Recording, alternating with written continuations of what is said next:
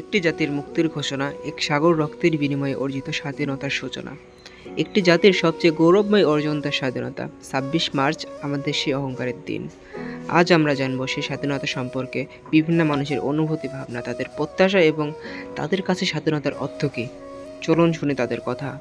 স্বাধীনতা বলতে আমি স্বাধীনভাবে চলাফেরাকে বোঝাই, যে যে যার মতাদর্শ সব কিছুই লালন করবে, সুন্দরভাবে নিরাপত্তার সাথে চলাফেরা করতে পারবে এবং সুন্দরভাবে স্বাধীনভাবে কথা বলতে পারবে, এটাকে আমি স্বাধীনতা বলতে বুঝি।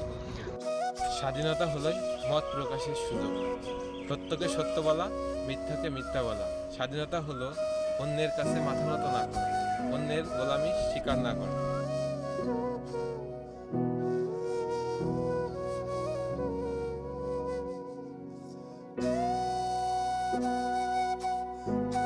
স্বাধীনতা বলতে আমি যা মনে করি যে নিজের ইচ্ছা, চিন্তা, চেতনা, মত প্রকাশ এবং সিদ্ধান্ত নেওয়ার অধিকার, যা বাহ্যিক থেকে বাধা বা নিয়ন্ত্রণ থাকবে না। আমার কাছে স্বাধীনতা বলতে বোঝায় যার যোগ্যতা এবং স্থান, তার নির্দিষ্ট স্থান থেকে তার যে অধিকারগুলো আছে সেগুলোর চর্চার যে স্বাধীনতা, এটাই আমার কাছে মূলত স্বাধীনতা।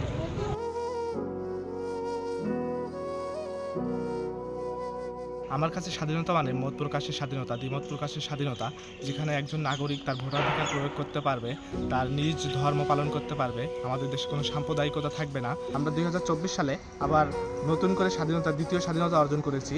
এই স্বাধীনতা যেন আমাদের কেউ স্বাধীনতাকে ব্যবহার করে কেউ যেন ব্যবসা বা তাদের নিজের স্বার্থ চরিতার্থ না করতে পারে, সেজন্য আমাদেরকে সবাই সজাগ থাকতে হবে।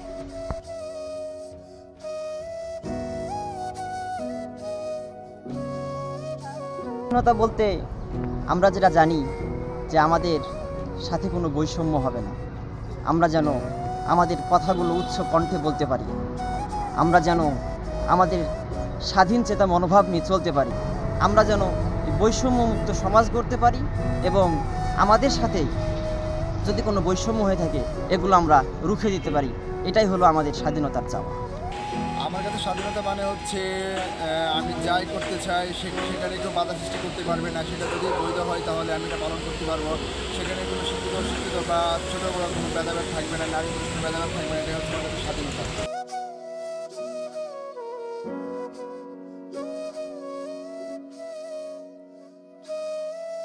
স্বাধীনতায় আমাদের প্রত্যাশা হলো, যে উদ্দেশ্যে আমাদের ভাইয়েরা শহীদ হয়েছে, সাম্য ইনসাফ ভিত্তিক সমাজ বিনির্মাণের জন্য, সেটা যেন আমরা অর্জন করতে পারি, সেই দিকে যেন আমরা কাজ করতে পারি। এই জন্য আমরা যেমনিভাবে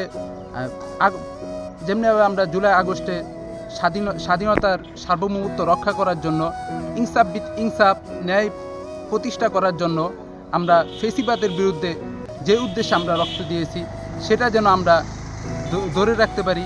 এটাই হলো আমাদের স্বাধীনতা পরবর্তী চাওয়া।